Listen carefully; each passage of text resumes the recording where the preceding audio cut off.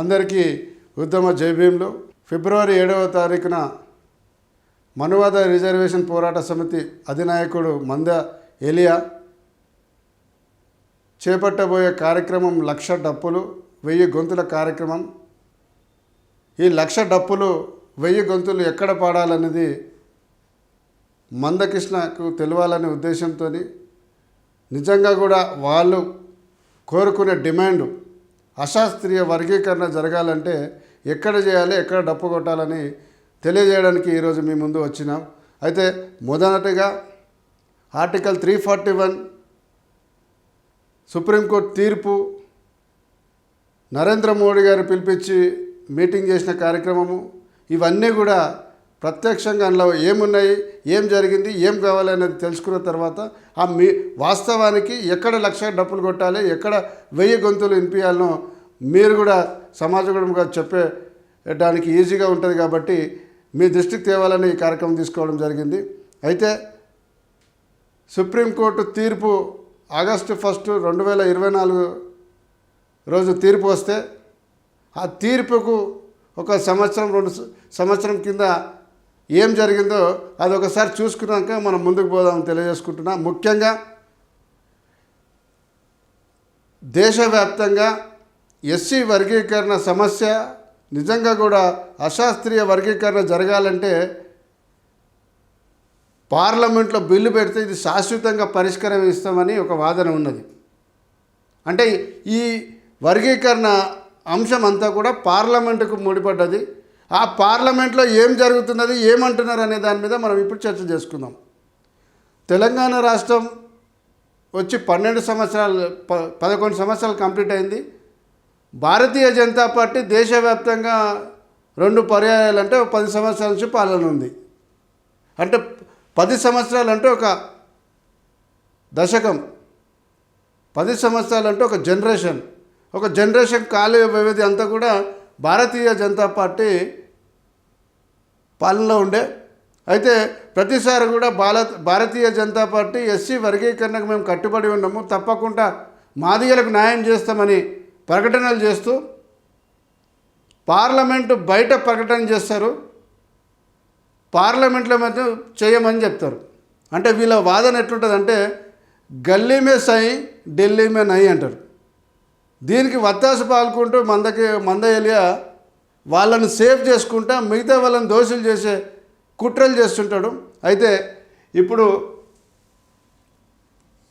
పార్లమెంట్లో రాజ్యసభలో question hours ఉంటుంది. ఆ క్వశ్చన్ అవర్స్లో GVL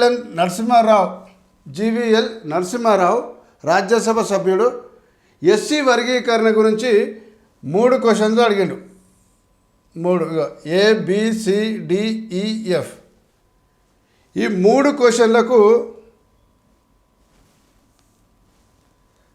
Narayana Swamy social justice and empowerment ministry సహాయ మంత్రి, ఈయన సమాధానం చెప్తాడు. ఇది పార్లమెంటు రాజ్యసభలో చెప్పిన సమాధానం.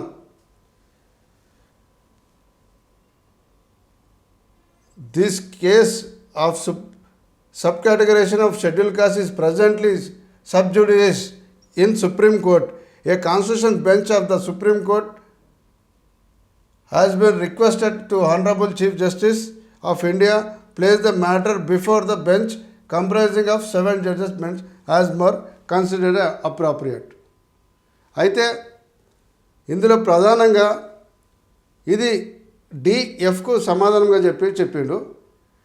కానీ మొదటిది sub categorisation of schedule caste is not permissible under the existing provisions of the constitution. ఇది క్లియర్ అయిందా మీకు? ఎగ్జిస్టింగ్ కాన్స్టిట్యూషన్ ప్రకారం అది సాధ్యం కాదని సాక్షాత్తు పార్లమెంట్లో చెప్పిండు. మరి మనకందరికీ తెలుసు, పరేడ్ గ్రౌండ్కి వచ్చేసి నేను చేస్తానని చెప్పిండు. ఇది రెండో B అండ్ Cకు కూడా ఆన్సర్ క్లియర్గా చెప్పిండు. 7 రాష్ట్రాలు మాత్రమే ఒప్పుకుంటున్నాయి, 20 రాష్ట్రాలు వ్యతిరేకిస్తున్నాయి, కొన్ని తటస్థంగా ఉన్నాయి. ఇది మీకు స్పష్టంగా తెలిసింది కదా. ఇది నేను చెప్పింది కాదు. ఒక రాజ్యసభ సభ్యుడు అడిగితే అధికారికంగా ministry of social justice and empowerment ministry సహాయ మంత్రి నారాయణ స్వామి గారు చెప్పారు. పార్లమెంటు సాక్షిగా ఉన్న కాన్స్టిట్యూషన్ ప్రకారం ఇది నాట్ పాజిబుల్ అంటూ సాధ్యం కాదు. తర్వాత ఎన్సిఎస్సి రికమెండేషన్ ప్రకారము 7 రాష్ట్రాలు మాత్రమే ఒప్పుకుంటున్నాయి, 20 రాష్ట్రాలు వ్యతిరేకించినాయి, మిగతా కొన్ని తటస్థంగా ఉన్నాయని చెప్పిండు. ఇది క్లియర్ కదా. 26 జూలై 2023 ఏం చెప్పారు పార్లమెంట్లో సంబంధిత అధికారి మంత్రి నారాయణ స్వామి గారు ఏం చెప్పారు? ఇది ఉన్న ఎగ్జిస్టింగ్ కాన్స్టిట్యూషన్ ప్రకారం ఇది సాధ్యం కాదు, 7 రాష్ట్రాలు మాత్రమే అంగీకరిస్తున్నాయి. ఆ 7 రాష్ట్రాల్లో 2 రాష్ట్రాలు మొన్న ఏర్పడ్డ తెలంగాణ ఆంధ్ర కలిపితే 7 రాష్ట్రాలు అయినాయి, 20 రాష్ట్రాలు వ్యతిరేకిస్తున్నాయి, కొన్ని తటస్థంగా ఉన్నాయని అధికారికంగా చెప్పిన తర్వాత 11 నవంబర్ 2023 హైదరాబాద్లో వర్గీకరణకు మద్దతుగా ఎలక్షన్ కోడ్ను ఉల్లంఘిస్తూ ఒక రాజకీయ పార్టీకి సంబంధించిన నాయకుడు కులాలను కానీ మతాలను కానీ ప్రభావితం చేసే విధంగా వాగ్దానాలు ఇచ్చే కార్యక్రమాలు చేయొద్దు ఎలక్షన్ కోడ్ ఉన్నప్పుడు. కానీ ఎలక్షన్ కోడ్ సందర్భంగా ఆ ఎలక్షన్ నామ్స్కు ఉల్లంఘిస్తూ పరేడ్ గ్రౌండ్లో 11 నవంబర్ 2023లో కార్యక్రమం పెట్టి వర్గీకరణను నేను తప్పకుండా చేస్తాను అని ఒక ప్రకటన చేసిండు. ఇగో ఆ రోజు ఎంత క్లోజో సాక్షాత్తు నరేంద్ర మోడీ మంద ఏలియాకి ఎంత క్లోజో స్పష్టంగా మీరు ఇక్కడ చూస్తున్నారు. నేను ఎందుకు డేట్ వైజ్ చెప్తున్నానంటే జూలైలో రాజ్యసభలో మేము పాజిబుల్ కాదు నేను చేయనని చెప్పి, తర్వాత నవంబర్ 11లో మేము చేస్తామని మళ్ళీ ఒక ప్రకటన, అంటే పార్లమెంట్లో నై అని చెప్పారు, పరేడ్ గ్రౌండ్లో సై అని చెప్పారు. ఇక ఇప్పుడు మళ్ళీ మనం అదే పార్లమెంట్లో డిసెంబర్ 20, 2024 అయితే మీరు గమనించాల్సింది ఏంటంటే 2023 జూలైలో పార్లమెంట్లో నై అన్నారు, పరేడ్ గ్రౌండ్లో నవంబర్ 11 సై అన్నారు. దాని తర్వాత ఆగస్టు 1, 2024లో తీర్పు వచ్చింది. తీర్పు రాష్ట్రాలు చేసుకోవచ్చు అనే దాంట్లో మొన్ననే కంచె ఎలే గారు స్పష్టత చేశారు. స్టేట్ మీన్స్ స్టేట్ కాదు నేషనల్ కూడా అని, దాన్ని కూడా మీకు నెక్స్ట్ చూపెడతా. అయితే 20 పోయిన నెల అంటే డిసెంబర్ 20, 2024 సిరిడి పార్లమెంట్ నియోజకవర్గ అభ్యర్థి ఎంపీ, లోక్సభ ఎంపీ బహుసాహెబ్ రాజారాం వాగ్చౌరే అనే 75 సంవత్సరాల సీనియర్ పార్లమెంట్ సభ్యుడు, లోక్సభ సభ్యుడు. ఇది ఎస్సీ నియోజకవర్గంకు సంబంధించిన పార్లమెంటు. ఆయన ఇగో ఈ లా అండ్ జస్టిస్కు అడిగాడు ప్రశ్నలు. ఈ ప్రశ్నలు ఏమంటున్నంటే సుప్రీంకోర్టులో తీర్పు వచ్చింది, ఆ తీర్పులో ఏమైనా చర్యలు తీసుకున్నారా, చర్యలు తీసుకుంటే వాటి వివరాలు ఇవ్వండి, లేదా ఎందుకు మీరు ఏం చేయలేకపోయారో అది స్పష్టత చేయమని ఆయన క్వశ్చన్ అడిగితే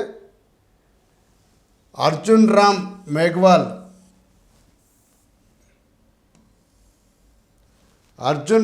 మేఘ్వాల్ క్లియర్గా లా అండ్ జస్టిస్ మినిస్టర్ గారు ఈయన క్లియర్గా చెప్పిండు.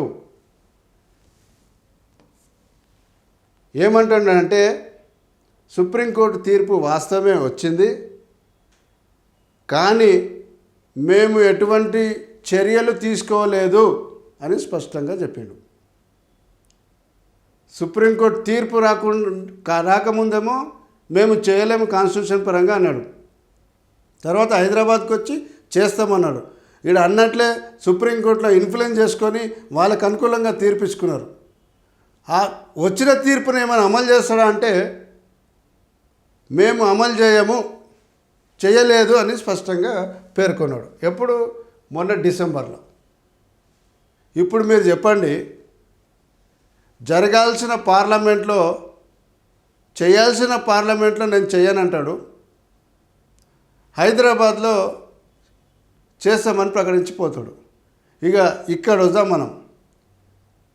మనువాద రిజర్వేషన్ పోరాట సమితి డిమాండ్ ఏంటిది? తెలంగాణలో రేవంత్ రెడ్డి గారు చేయడంలో నిర్లక్ష్యం చేస్తున్నాడు, మాలల ఒత్తిడి వల్ల ఆపుతున్నాడు, డిలే చేస్తున్నాడు. ఇవాళ ప్రెస్ మీట్ పెట్టేసి ఇన్ని రోజులు కాకా కుటుంబాన్ని అంటుండే, ఇప్పుడు ఇంకో కుటుంబాన్ని యాడ్ చేశారు, మల్లు కుటుంబాన్ని యాడ్ చేశారు. మల్లు రవి గారు మల్లు భట్టి విక్రమార్క గారు. అంటే ఈ రెండు కుటుంబాలే వర్గీకరణ కాకుండా కాంగ్రెస్ ప్రభుత్వం అడ్డుకున్నది. అరే మొత్తం సమాజానికి తెలుసు, చేయాల్సితే పార్లమెంట్లో చేయాలి, పార్లమెంట్ అంతా కూడా బీజేపీ చేతిలో ఉన్నది, వీళ్ళు పాలకులు గారాడా, అసలు చేయాల్సింది వాడా. ఈ సమస్య శాశ్వతంగా పరిష్కరించబడాలి, దేశవ్యాప్తంగా పరిష్కరించాలంటే చేయాల్సిందేడా ఢిల్లీలో. కానీ ఈడ హైదరాబాద్లో 7వ తారీఖు 1,00,000 డంపులు 1000 గొంతులు అని చెప్తున్నారు. ఇప్పుడు మీరు చెప్పరు మిత్రులారా,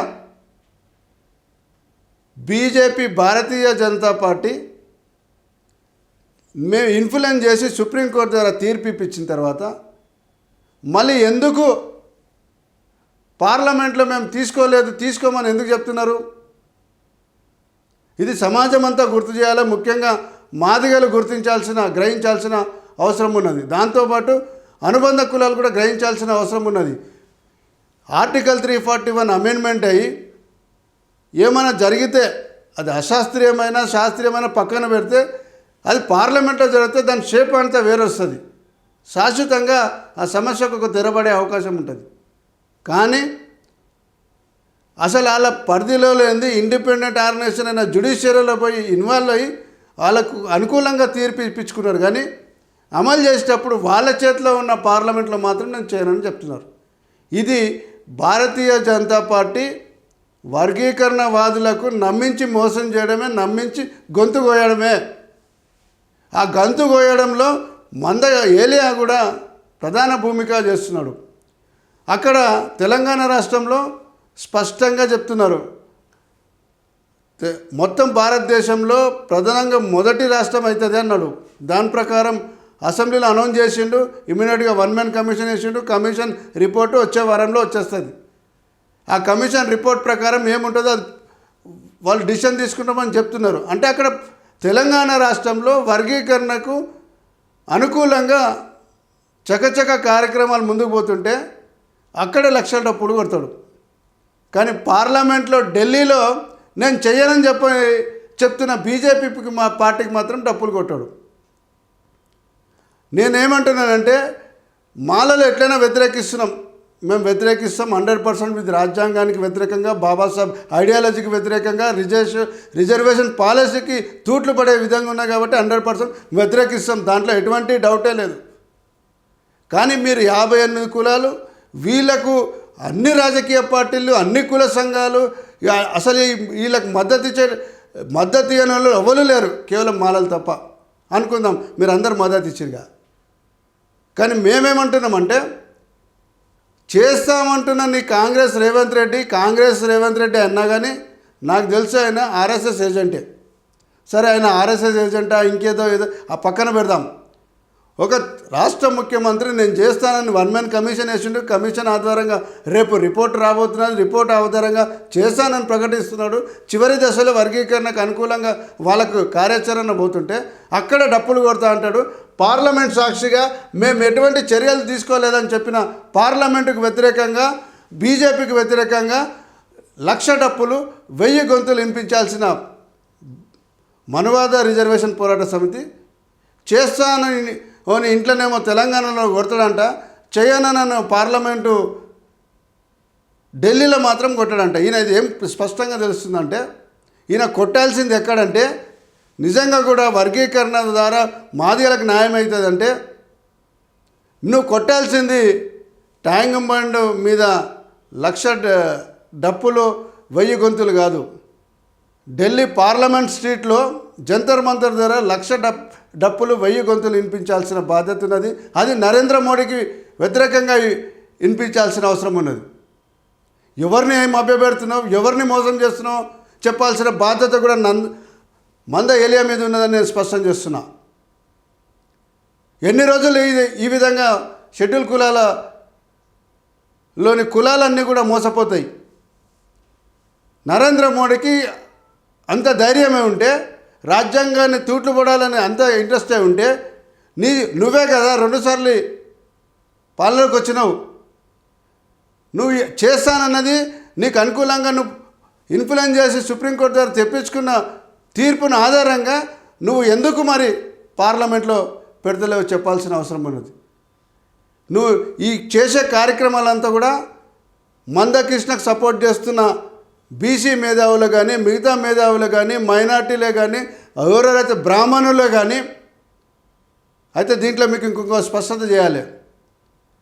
వర్గీకరణకు మద్దతుగా జరుగుతున్న మద్దతు సభలన్నీ కూడా హైదరాబాద్ సోమాజిగూడ ప్రెస్ క్లబ్లో జరుగుతున్నాయి. నేనేం డిమాండ్ చేస్తున్నానంటే, హైదరాబాద్ సోమాజిగూడలో ఆ ప్రెస్ క్లబ్కు అయ్యే ఖర్చు, ప్రెస్ వాళ్ళకి అయ్యే ఖర్చు ఎవరు పెడుతున్నారో బయట చెప్పాల్సిన అవసరం ఉన్నది. ఎందుకంటే నేను మద్దతు ఇవ్వాలంటే నేను ఆ అమౌంట్ కట్టేసి నేను ఆ ప్రెస్ వాళ్ళకి అరేంజ్ చేసుకొని నేను ప్రెస్ మీట్ పెట్టాలి. కానీ మాకున్న విశ్వసనీయ సమాచారం ఏంటంటే, ఇప్పటిదాకా జరిగిన అన్ని కార్యక్రమాలలో బిల్ పేమెంట్ అంతా కూడా ఒక్కరే చేస్తున్నారు. అది భారతీయ జనతా పార్టీకి అనుకూలంగా ఉన్న వ్యక్తులు చేస్తున్నారు అని అనుమానం ఉన్నది. లేదంటే మీరు స్పష్టం చేయాల్సిన బాధ్యత కూడా ఎంఆర్పిఎస్ మీద ఉన్నది.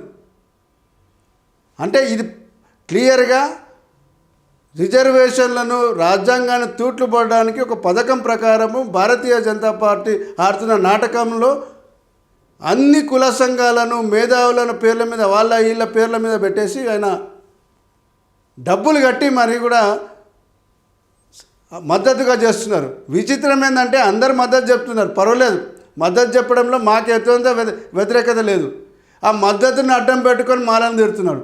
మాలలు ఏమైనా చేసేటట్లున్నారా, ఆపేటట్లున్నారా, వాళ్ళ పరిస్థితులు ఉన్నాయా? వాస్తవాలు మాట్లాడుకోవాలి. నరేంద్ర మోడీనే తీసుకొచ్చి పరేడ్ గ్రౌండ్లో చెప్పించుకుని మాలల జనాభా ఎంత, మాలల పరిస్థితి ఎంత, మా ఇన్ఫ్లుయెన్స్ ఎంత, కానీ నీ పబ్బం గడుపుకోనికే కాకా కుటుంబాన్ని, ఇప్పుడు బట్టి గారి కుటుంబాన్ని తెచ్చేసి నువ్వు మా మీద ద్వేషం చెప్తూ నువ్వు అనుకూలంగా సమాజం నీ వైపు తిప్పుకుంటున్నావని నువ్వు భ్రమలో ఉన్నావు. నువ్వు ఏదేం చేసినా మేము బాబాసాహెబ్ వారసులము, తప్పకుండా రాజ్యాంగానికి వ్యతిరేకం ఏదున్నా కానీ తప్పకుండా ఆపుతాము. నువ్వు ఇలా మళ్ళీ రాసి పెట్టుకో, నువ్వు లక్షల డప్పులు వేల గొంతులు ఏవైతున్నదో దానికి కూడా మేము అదిరేది లేదు, బెదిరేలేదు. కానీ నువ్వు ఎక్కడ కొట్టాలో అనేది చెప్తున్నాము. ఇప్పుడు నేను డైరెక్ట్గా మందేలకు సూచన చేస్తున్నా, నిజంగా కూడా నీకు వర్గీకరణ మీద చిత్తశుద్ధి ఉంటే, మాదిగల మీద ప్రేమ ఉంటే, నీకు వర్గీకరణ శాశ్వత పరిష్కారం కావాలంటే ట్యాంక్ బండ్ హైదరాబాద్ 1,00,000 డంపులు 1000 గొంతుల ప్రోగ్రామ్ని పార్లమెంట్ సీట్ న్యూఢిల్లీకి షిఫ్ట్ చేసి అక్కడ కొట్టుర్రి. అక్కడ కొడితే ఆ సమస్యకు పరిష్కరిస్తారు తప్ప ఇక్కడ కొడితే ఏమీ జరగదు. రేపు నువ్వు బ్లాక్మెయిల్ చేసి చేపించుకున్నా తప్పకుండా కోర్టుకు పోతాము. కోర్టు ద్వారా ఇది రాజ్యాంగ వ్యతిరేకము, ఇది రూల్స్కు వైలేషన్ చేస్తూ ఇస్తున్నారని మేము దాన్ని కొట్టేపిస్తాము. చివరి విజయం మాలల విజయం, బాబాసాహెబ్ విజయం, అంతేకాకుండా ఇది రాజ్యాంగం విజయం అవుతుందని తెలియజేసుకుంటా. అయితే చివరిగా స్టేట్ మీన్స్ ఖాళీ రాష్ట్రం కాదు, నేషన్ కూడా అవుతుందని మొన్ననే కంచె గారు చెప్తే దానికి మేధావులంతా ఏదో మాట్లాడి ఏదో డెఫినేషన్ తీయబోయే ఏదో కుట్రలు చేసి ఆయనకు వ్యతిరేకంగా ట్రోలింగ్ చేసుకుంటూ పబ్బం కట్టుకుంటున్నారు. మీరు నీ వర్గీకరణ సాధించుకోవాలని చూస్తున్నారు. అయితే నేను ఇప్పుడు అది కూడా స్టేట్ మీన్స్ ఏంటిది అనేది కూడా మీకు స్పష్టం చేస్తా.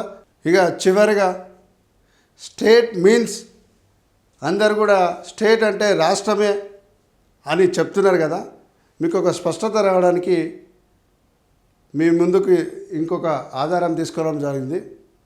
పార్లమెంట్లో ప్రశ్నోత్తరాల సమయంలో ఒక లిస్ట్ ప్రిపేర్ చేస్తారు. ఏ రోజు ఏమేమి అడగాలి, వాళ్ళ సీరియల్ నెంబర్ ఏంటి, ఏ విధంగా అడగాలి, ఏ క్వశ్చన్ ఎవరు అడగాలి, ఎవరు జవాబు చెప్పాలనే దాని మీద లిస్ట్ తయారు చేస్తారు. అయితే నేను ఇంతకుముందే సిరిడి ఎంపీ సుప్రీంకోర్టు జడ్జిమెంట్ తర్వాత కేంద్ర ప్రభుత్వం ఏం చేస్తుందని అడిగిన క్వశ్చన్లో ఒక మీకు ఉదాహరణగా చెప్పదలుచుకున్నా. ఇక ఇది క్వశ్చను, ఈ క్వశ్చన్ లా అండ్ జస్టిస్ అని చెప్పాలి. వీళ్ళు ఆ క్వశ్చన్ను ప్రొడ్యూస్ చేసేటప్పుడు ఎట్లా లాంగ్వేజ్ ఏం వాడతారంటే ప్లేస్డ్ టు స్టేట్ అని రాస్తారు. స్టేట్ అంటే ఇది ఏదేమన్నా రాష్ట్రమా? స్పష్టంగా పార్లమెంట్ అనే కదా. నేను ఎందుకు ఇది తీసుకురావాలనుకుంటున్నానంటే కంచయ్య గారు చెప్పిన దాన్ని బలపరచడానికి, ముఖ్యంగా ఈ సగం నాలెడ్జ్ ఉన్న మేధావులను క్లెయిమ్ చేసుకుంటున్నాను, మేధావులకు తెలవాలనే చెప్తున్నా.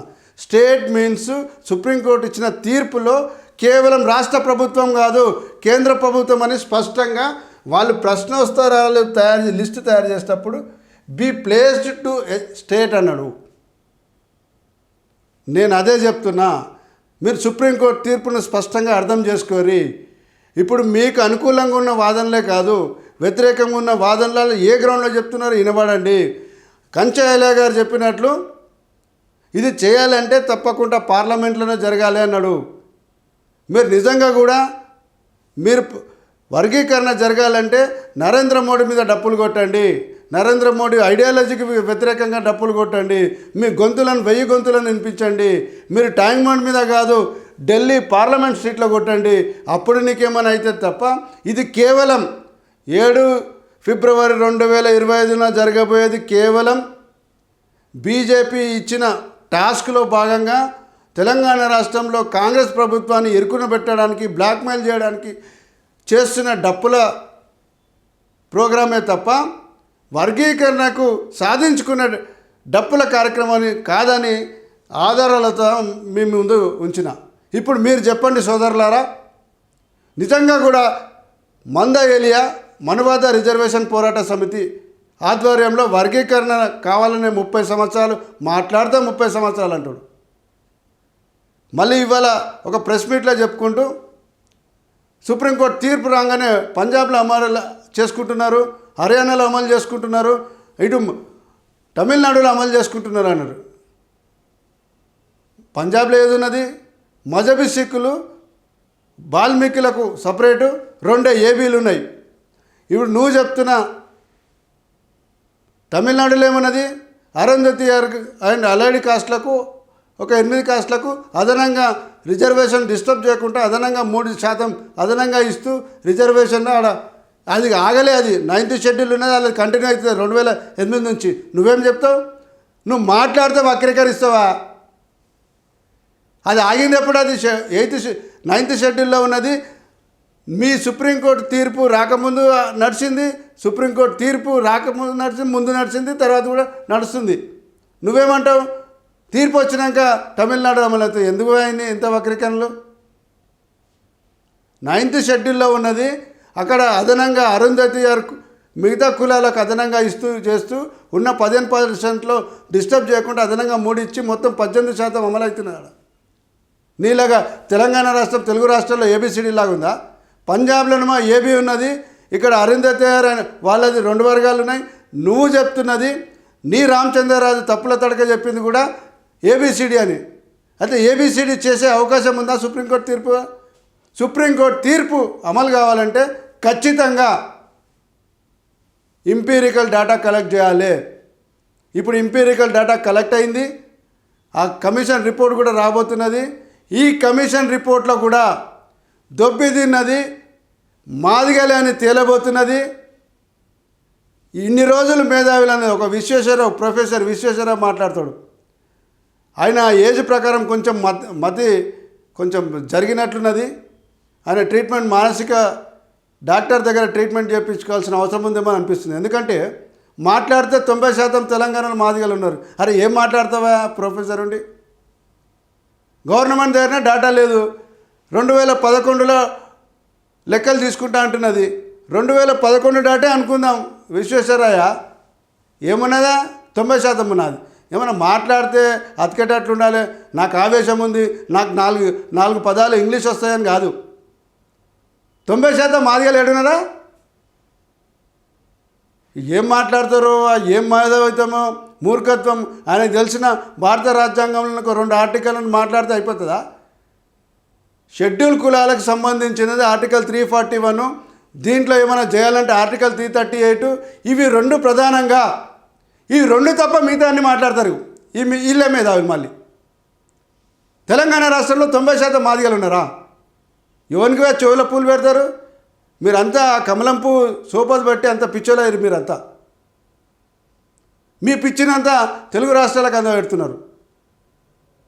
సరే, ఆ మద్దతు ధరల పక్క పెట్టాలా. కానీ నేనేమంటున్నానంటే మంద ఏలియాకు నువ్వు ఆ బీజేపీ ఇచ్చిన టాస్కులను తెలుగు రాష్ట్రాల మీద రుద్దకుండా నేను నరేంద్ర మోడీకే, నేను కౌగలించుకున్న నరేంద్ర మోడీకే చెప్పు. ఏమో బీజేపీ నువ్వేమన్నావు? పార్లమెంట్లో నరేంద్ర మోడీ పుణ్యాన్ని వచ్చిందన్నావు కదా, అఫిడవిట్ వేసిందన్నావు కదా. మరి అఫిడవిట్ వేసినోడే మరి ఎందుకు అమలు చేయని అంటుడు? నువ్వు ఎడగొట్టాలే. నిజంగా కూడా వర్గీకరణకు మద్దతు చెప్పేవాళ్ళు, ఆకాంక్షించే వాళ్ళందరూ కూడా మందకృష్ణకు ప్రశ్నించండి. నిజంగా కూడా పార్లమెంట్లో ఆయన ఎందుకు చేయనన్నాడని, ఎందుకు ప్రకటన ఇచ్చిండు, దాన్ని వెనుకకు తీసుకొని పార్లమెంట్లో చేయాలని, ఈ 1,00,000 టంపులు 1000 గొంతులు పార్లమెంట్ స్ట్రీట్ న్యూఢిల్లీలో చేయమని మీరందరూ అడగాల్సిన అవసరం ఉన్నది. లేకుంటే ఈ మనవాద పార్టీలు ఆర్ఎస్ఎస్ భావజాలంలో ఉన్న ఏజెంట్ల చేతిలో మీరు బలిగాక తప్పదని తెలియజేసుకుంటూ ముగిస్తున్నాను. జై భీమ్, జై భారత్.